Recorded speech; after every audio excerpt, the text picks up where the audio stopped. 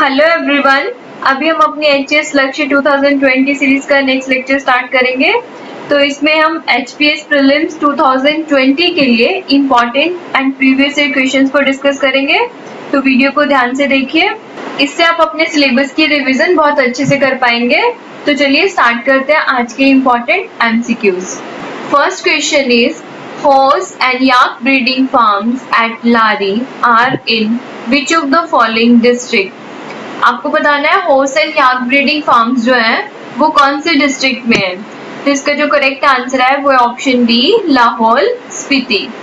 इससे पहले एचपीएस में जैसे शीप ब्रीडिंग फार्म के बारे में भी पूछ चुके हैं, जो कि एक कहाँ पे है, ज्योरी शिमला में है, ताल हमीरपुर में है, करचम जो कि किन्नौर में है। तो आप इन सब के नाम भी याद रखिए। इसके अलावा जो रैबिट ब्रीडिंग फार्म्स हैं वो कहाँ पे है, एक है नागवेन जो कहाँ पे है, मंडी डिस्ट्रिक्ट में है, एक कंडवारी में है जो कि कांगड़ा डिस्ट्रिक्ट में है। गवर्नमेंट एनिमल हस्बेंड्री को प्रमोट करने के लिए बहुत सारे ब्रीडिंग फार्म्स बना रही है अलग अलग से। तो ये जो कुछ इम्पोर्टेंट जो है वो है शीप के related, rabbit and horse and yak के रिलेटेड। तो इन सबके नेम आपको याद करने हैं, इम्पोर्टेंट क्वेश्चन है। Next question is which of the following ruler built the Kangra fort? आपको बताना है कौन से रूलर ने कांगड़ा फोर्ट बनवाया था। तो इसका जो करेक्ट आंसर है वो है ऑप्शन डी, सुशर्मन ने, जो किसको बिलोंग करते थे, कटोच डायनेस्टी को। और ये बिलीव किया जाता है कि वो महाभारत वॉर में कौरवों की तरफ से लड़े थे। चलिए नेक्स्ट क्वेश्चन देखते हैं। Kheer Ganga hot water spring is in, Kheer Ganga hot water spring कहाँ पे है? इसका करेक्ट आंसर है बी, कुल्लू में। Kheer Ganga hot water spring Kullu में है। चलिए नेक्स्ट क्वेश्चन देखते हैं। If a horse suddenly moves, then it is a fear to fall down the horse rider because of, अगर horse suddenly move करना शुरू कर दे तो यह डर क्यों होता है कि horse rider नीचे गिर जाएगा? तो इसका जो आंसर है वो है due to inertia of rest। अगर horse suddenly move करना शुरू कर दे तो जो राइडर है वो पीछे की तरफ गिर जाता है, बिकॉज जो बॉडी होती है वो तो स्टेट ऑफ रेस्ट में होती है, और जब हॉर्स सडनली मूव करता है तो जो बॉडी का लोअर पार्ट होता है वो तो मोशन में आ जाता है, लेकिन जो अपर बॉडी पार्ट होता है वो स्टिल स्टेट ऑफ रेस्ट में ही होता है, जिसकी वजह से एक जर्क फील होता है और जो राइडर है वो पीछे की तरफ नीचे को गिर जाता है। तो इसका आंसर क्या है, due to inertia of rest. Next question is why an iron nail floats on mercury but sinks in water? Iron nail जो है वो मरकरी पर क्यों फ्लोट करता रहता है लेकिन पानी में वो सिंक कर जाता है? तो इसका जो आंसर है वो ये है, the density of iron nail is more than water but less than mercury. इसका क्या मीनिंग हुआ? अगर हम डेंसिटी देखते हैं आयरन की, वो क्या है, वाटर से ज्यादा है, लेकिन आयरन की अगर डेंसिटी देखते हैं मरकरी से तो वो क्या है, कम है। मींस ये अगर हम मरकरी ले लेते हैं तो मरकरी की डेंसिटी क्या है, ज्यादा है, तो क्या होगा, आयरन इसके ऊपर क्या करने लगेगा, फ्लोट करने लगेगा, सिंक नहीं कर पाएगा। लेकिन अगर हम यहाँ पे वाटर लेते हैं और उसके ऊपर आयरन रखते हैं तो आयरन की जो डेंसिटी है वो वाटर से ज्यादा है, तो ये क्या कर जाएगा, सिंक कर जाएगा वाटर में। इंपॉर्टेंट क्वेश्चन है, इसको अच्छे से कर लीजिए। चलिए नेक्स्ट क्वेश्चन देखते हैं। Rocket operates on the principle of, rocket कौन से प्रिंसिपल पे ऑपरेट करता है? ऑप्शंस है energy conservation, Bernoulli's theorem, Avogadro's concept, momentum conservation. इसका जो करेक्ट आंसर है वो option D, momentum conservation. Rocket जो होता है वो क्या करता है, बैकवर्ड डायरेक्शन में गैसेस को इजैकुलेट करता है, और जिससे कि मोमेंटम ऑफ गैसेस क्रिएट होता है पीछे की तरफ, and due to conservation of momentum जो रॉकेट है उसमें मोमेंटम फॉर्म हो जाता है कौन सी डायरेक्शन में? फॉरवर्ड डायरेक्शन में। So rocket operates on the principle of the momentum conservation. Next question is which of the following force is exerted by a cream separator machine of the milk? आपको बताना है जो cream separator machine होती है milk के लिए उस पे कौन सी फोर्स एग्जर्ट होती है।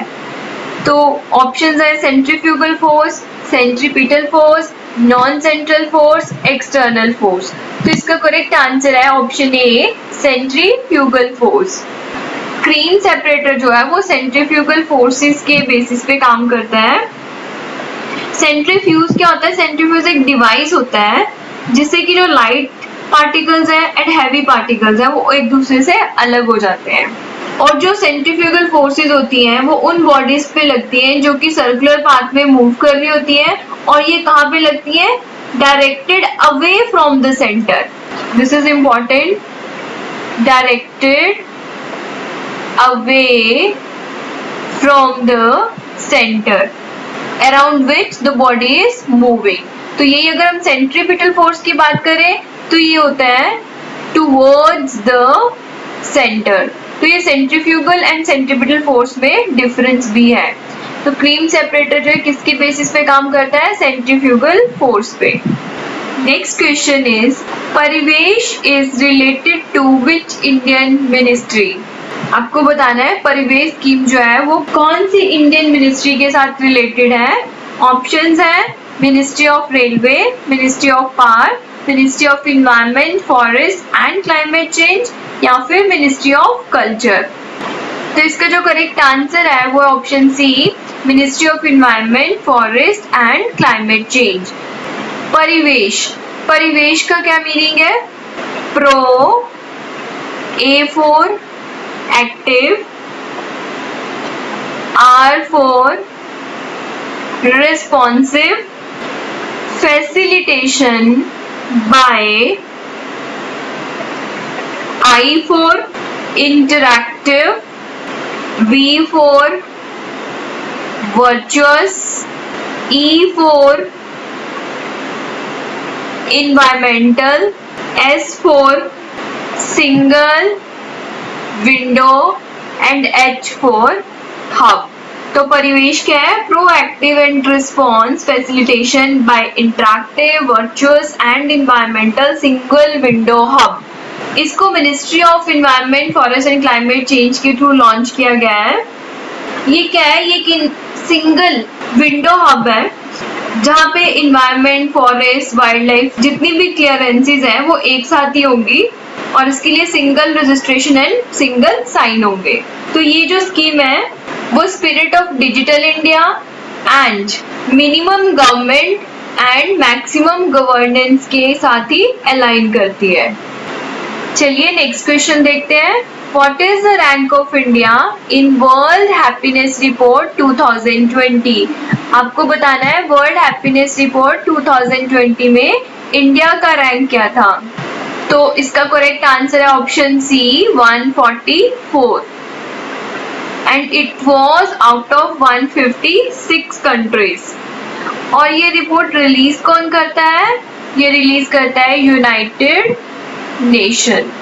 और इसमें नंबर 1 पे है फिनलैंड, उसके बाद है Denmark and then Switzerland.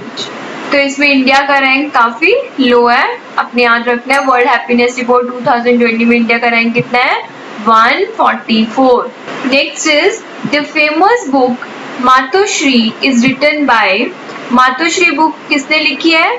Answer is option B, Sumitra Mahajan, जो कि 16th लोकसभा की स्पीकर भी थी। चलिए नेक्स्ट क्वेश्चन देखते हैं। Where did Gautam Buddha delivered his first sermon? Gautam Buddha ji ने अपना फर्स्ट सर्मन कहाँ पे डिलीवर किया था? तो इसका जो करेक्ट ऑप्शन है वो है ऑप्शन बी, सारनाथ। उन्होंने अपना ये first sermon Sarnath deer park में डिलीवर किया था और इसी को ही हम क्या कहते हैं? फर्स्ट सर्मन को ही बोला जाता है धर्म चक्र परिवर्तन, turning of the wheels of law. So first sermon कहाँ पे डिलीवर किया था बुद्धा जी ने? Correct answer is option B, Sarnath. Next important question is jizya was reimposed during the reign of. जजिया को दोबारा से री-इम्पोज किसके रूल में किया गया था? ऑप्शन है अकबर, औरंगजेब, जहांगीर या फिर हुमायूं। तो इसका करेक्ट आंसर ऑप्शन बी है, औरंगजेब। जजिया जो है वो एक टाइप का टैक्स था जिसे कि नॉन मुस्लिम्स के ऊपर लगाया जाता था और इसे सबसे पहले कुतुबुद्दीन ऐबक ने इम्पोज किया था और अकबर ने इसको अबॉलिश कर दिया था एंड अगेन औरंगजेब ने इसको फिर से री इम्पोज कर दिया था। चलिए नेक्स्ट क्वेश्चन देखते हैं। Arrange the following events in the chronological order. आपको इसको जितने इवेंट्स दिए हुए हैं एक क्रोनोलॉजी में लगाना है। First is Dandi March, second is Wavell plan, third is death of Tilak and fourth is Champaran. तो चलिए देखते हैं ये इवेंट्स कब हुए थे। दांडी मार्च जिसे कि सॉल्ट सत्याग्रह भी कहते हैं, ये हुआ था 1930 में। वेवल प्लान कब आया था? 1945 में। डेथ ऑफ तिलक जो हुई थी 1920 में और चंपारण सत्याग्रह जो है वो कब हुआ था? 1917। तो चंपारण सत्याग्रह को ही फर्स्ट सिविल डिसोबीडियंस मूवमेंट भी कहा जाता है। तो ये भी क्वेश्चन इंपॉर्टेंट है कि गांधी जी का फर्स्ट सिविल डिसोबीडियंस मूवमेंट कौन सा था? चंपारण सत्याग्रह वाला, चंपारण सत्याग्रह। तो चलिए देखते हैं इसका आंसर अब क्या बनेगा। First is 1917 Champaran means option 4, then 1920 option 3, then 1930 and then 1945 means option 1 and 2. So correct option is D, 4, 3, 1, 2. चलिए नेक्स्ट क्वेश्चन देखते हैं। Article 249 of the Indian constitution deals with. Indian constitution का आर्टिकल 249 किससे डील करता है? A. Emergency power of the president. B. Dissolution of the Lok Sabha. C. Administrative power of the parliament. D. Legislative power of the parliament with respect to a matter in the state list. तो article 249 जो है वो deal करता है legislative power of the parliament with respect to a matter in the state list. So answer is option D.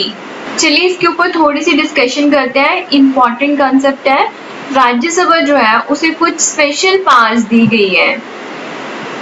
तो article 249 उसका ही एक part है और ये जो पावर्स है वो एक्सक्लूसिव राज्यसभा की पावर्स है। आर्टिकल 249 के अंडर क्या होता है?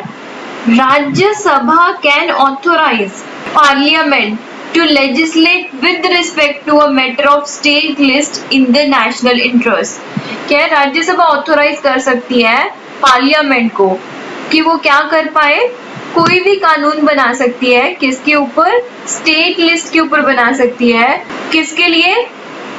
नेशनल इंटरेस्ट के लिए। तो नेशनल इंटरेस्ट के लिए स्टेट लिस्ट पर भी पार्लियामेंट लॉ बना सकती है। मीन्स ये पार्लियामेंट की लेजिस्लेटिव पावर हो गई, लेकिन इसको ऑथोराइज कौन करता है? राज्यसभा इसको ऑथोराइज करती है। सो ये था आर्टिकल 249। इसी स्पेशल पावर्स में एक और है आर्टिकल 312। इसके अंडर क्या है? इसमें यह है कि Rajya Sabha can authorise parliament to create new all India services जो कि कॉमन होंगी बोथ सेंटर एंड स्टेट के लिए। ऑल इंडिया सर्विसेज को क्रिएट किया जा सकता है किसके थ्रू? पार्लियामेंट के थ्रू, जो कि कॉमन होंगी स्टेट एंड सेंटर के लिए। लेकिन ऑथोराइज कौन करेगा पार्लियामेंट को इसके लिए? राज्यसभा। सो ये दोनों पार्ट्स इंपॉर्टेंट है और डिफरेंटली एग्जाम में पूछी जाती है, तो आपने दोनों को याद रखना है, आर्टिकल 249 भी एंड आर्टिकल 312 भी। चलिए नेक्स्ट क्वेश्चन देखते हैं। The resolution for removing the vice president of India can be moved in the.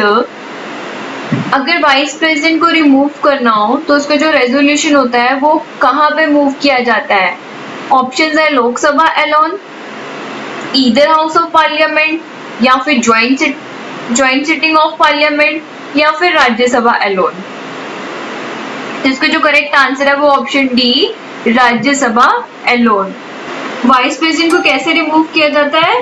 Bye the resolution of the Rajya Sabha passed by absolute majority, that is majority of the total members of the house, and उसके बाद लोकसभा से agreed कर देती है। तो इस तरह से वाइस प्रेसिडेंट की रिमूवल होती है। लेकिन इसको मूव करने के लिए कहाँ से स्टार्ट किया जाता है? राज्यसभा एलोन से। और वाइस प्रेसिडेंट की टर्म कितनी होती है? वैसे 5 इयर्स होती है। चलिए next question is which Indian state has the lowest sex ratio? Options दी गई हैं हरियाणा, पंजाब, उत्तर प्रदेश या फिर Arunachal Pradesh. Lowest sex ratio कौन से स्टेट की है? तो इसका जो करेक्ट आंसर है वो ऑप्शन ए है, हरियाणा। अगर 2011 का सेंसस देखें तो जो हरियाणा की सेक्स रेशियो है वो सबसे कम है, and it is 877 out of 1000, means 877 females हैं कितने मेल्स के लिए? 1000 मेल्स के। और हाईएस्ट सेक्स रेशियो कौन सी स्टेट की है? केरला की है। इंडिया की टोटल ले तो कितनी है? 943 आउट ऑफ 1000। और अगर हम हिमाचल की बात करें तो एचपी की कितनी है? 972 out of 1000, means 972 females for 1000 males. और एचपी के चाइल्ड सेक्स रेशियो की भी बात कर लेते हैं। जो चाइल्ड सेक्स रेशियो है वो है 909। 2011 सेंसस के अकॉर्डिंग ऊना की चाइल्ड सेक्स रेशियो वर्स्ट थी स्टेट में, ये थी 875, लेकिन अब ये इम्प्रूव हो गई है और 2018-19 के अकॉर्डिंग ये 948 है। लेकिन एचपी के 972 से अभी भी ये लेस है, 948। तो चलिए फ्रेंड्स, आज के क्वेश्चंस हम यहीं पे स्टॉप करते हैं। कल फिर हम नए एमसीक्यूज के साथ मिलेंगे। आई होप कि आपकी प्रिपरेशन बहुत अच्छी चल रही होगी। पढ़ते रहिए, खुश रहिए। All the best.